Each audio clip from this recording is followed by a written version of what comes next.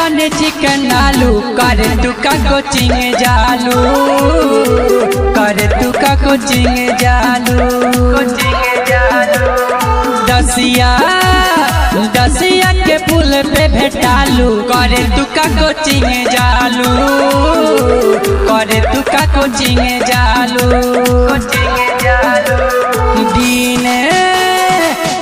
दिन रन चिकन आलू करे तू का कोचिंग जालू करे तू का कोचिंग जालू।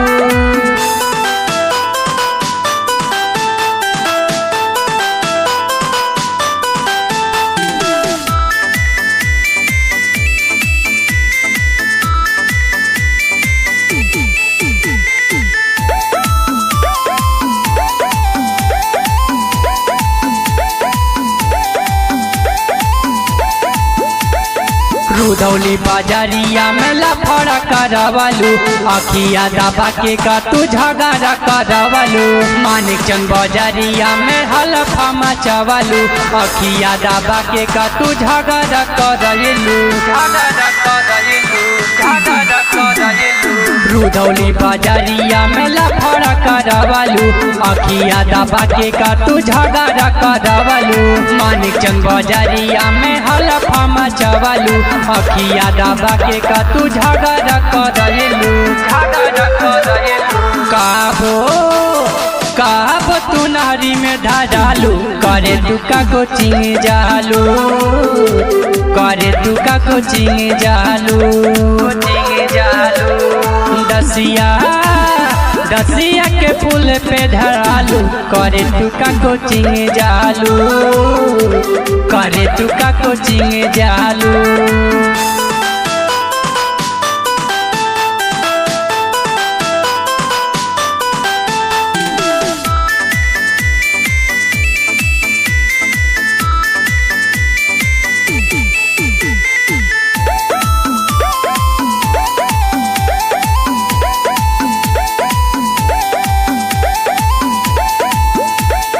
नजरी में गढ़ बारू दसिया के लोगन के छोड़ी न रजन तो के दहल ही चमसे नजरी में गढ़ बारू दसिया के लोगन के छोड़ी न राकेश तो के दहल ही चमसे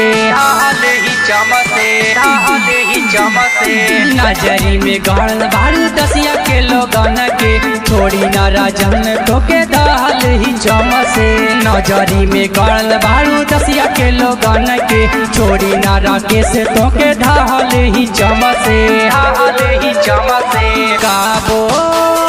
काबो छनवतिया भेटालू करे तू का कोचिंग जालू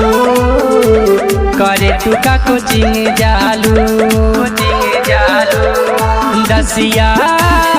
दसिया के पुल पे धरालू करे तू का कोचिंग जालू